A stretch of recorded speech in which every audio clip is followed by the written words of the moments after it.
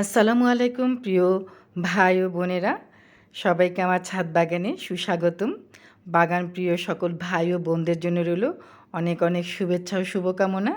আশা করি সবাই ভালো আছেন।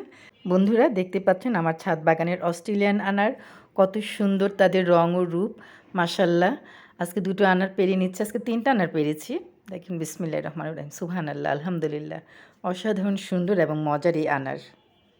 বাগানপ্রিয় ভাই ও বোনদের জন্য আমার আজকে আনার গাছের কিছু টিপস শেয়ার করছি। আনার গাছ ছাদ বাগানের জন্য একটা আদর্শ গাছ। এই গাছের যত্নে প্রতি মাসেই কিছু খাবার দিতে হয়, যেহেতু এটা 12 মাসি গাছ, সারা বছরই ফুল ফল থাকে। তো এই ধরনের গাছেও কিন্তু খাবারের পরিমাণ একটু বেশি দিতে হয়। দেখেন মাশাল্লাহ, কত সুন্দর ফুলগুলো ভর্তি হয়ে গেছে। 3বার আসলে আনার গাছে ফুল আসে, একটা বর্ষাতে, একটা বসন্তে, আর এক জুন জুলাই মাসে। এইভাবে 3বার, 4 মাস পর পর তো ফুলগুলো আসে। যে ফলটা আসলে এখন যে আসতেছে ফুলটা, এটা হচ্ছে ফেব্রুয়ারিতে ফলগুলো নামবে। এই ফলগুলো হচ্ছে সবচেয়ে ভালো। আমরা চেষ্টা করব এই সময়ের ফুলগুলো থেকে বেশি করে ফল নেওয়ার। তাই আমরা প্রতি মাসে গাছে যে খাবারটা দেব সেটা হলো অ্যাপসম সল্ট 1 চা চামচ, জিঙ্ক বা দস্তা 1 চা চামচ, তারপর এমওপি পটাশ 2 চা চামচ, ডিওপি 1 চা চামচ এবং টিএসপি 2 চা চামচ। আর হচ্ছে বা জিপসামটা দেয়া যায় 2 চা চামচ করে। তো এগুলো দিয়ে গেলে হয় কি, আর এগুলোর সাথে অবশ্যই সরিষার খোল বা গোবর সার অথবা ভার্মি কম্পোস্ট বা কিচেন কম্পোস্ট, যে কোনো সার, অর্গানিক সার সাথে মিশিয়ে দিতে হবে। বোরন দিতে হবে আধা চা চামচ। বোরনটা হচ্ছে ফল যেন ফুল থেকে ফল হয়, সেজন্য বোরনের একটা কাজ থাকে। ফুল হয়তো আসলো পটাশ সার দেওয়ার কারণে, কিন্তু ফুলগুলো ঝরে পড়ে গেল। বোরন যদি আমরা ঠিকঠাক মতো গাছের মাটিতে দিই, তাহলে কিন্তু ফুল থেকে ফলে পরিণত হবে, কোনো ফল ঝরে পড়বে না। আনার গাছ খুব রোদ পছন্দ করে, সেজন্য ছাদ বাগানের জন্য আনার গাছ খুবই ভালো।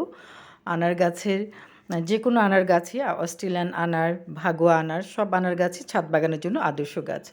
দেখেন আনারগুলো কত সুন্দর। এই বর্ষাতে কিন্তু আনার গাছের ভিতরের রঙটা, এটা হচ্ছে অস্ট্রেলিয়ান আনার, রঙটা একটুখানি হালকা লাল হয়। আর যখন এই যে ফেব্রুয়ারিতে যখন যে ফুলগুলো এখন আসছে, ওগুলো 4 মাস পরে যে ফল হবে, সেগুলো কিন্তু অনেক টকটকে কালচে লাল হয়। এখনকার লালটা তো টকটকে সুন্দর, আর তখন কিন্তু একদম কালচে লাল হয়। দানাগুলো এখনও মিষ্টি, তখনও মিষ্টি থাকে। এই ফলগুলো প্রচুর মিষ্টি। আপনারা আনার গাছ কেনার জন্য কোনো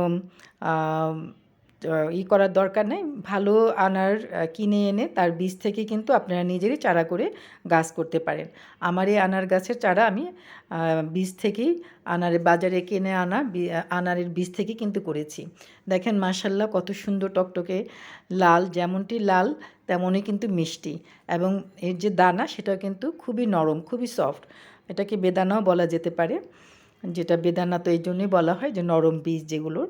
আমাদের দেশি আনারের বীজগুলো একটু শক্ত হয়, কিন্তু ওইটার সাইজ কিন্তু আর একটু বড় হয়। আর এরাও খাবার ঠিকঠাক মতো পেলে এরাও কিন্তু আরও একটু বড় হয়। আমার এই আনারগুলো একটু ছোট, কিন্তু আরও কিন্তু বড় হয়।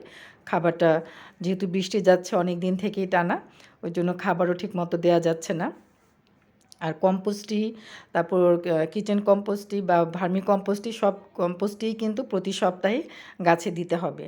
তাহলে গাছের যে ইনস্ট্যান্ট খাবার যেটা, সেটা কিন্তু গাছ সবসময় পেয়ে থাকে। আর আমি যে খাবারগুলো বললাম, এগুলো মাসে একবার বা 1.5-2 মাসে একবার করে দিতেই হবে। আর কম্পোস্টই হচ্ছে প্রতি সপ্তাহে আপনি দিয়ে যাবেন, তাহলে গাছ কখনোই দুর্বল হবে না। দেখেন মাশাল্লাহ, কত সুন্দর তাদের রং রূপ। বন্ধুরা, আমার ভিডিওটি যদি ভালো লাগে তাহলে প্লিজ লাইক, কমেন্ট এবং সাবস্ক্রাইব করে পাশে থাকবেন। আরও ভালো লাগলে বন্ধুদের মাঝে শেয়ার করে দেবেন। এতক্ষণ পাশে থাকার জন্য অসংখ্য ধন্যবাদ। আল্লাহ হাফিজ।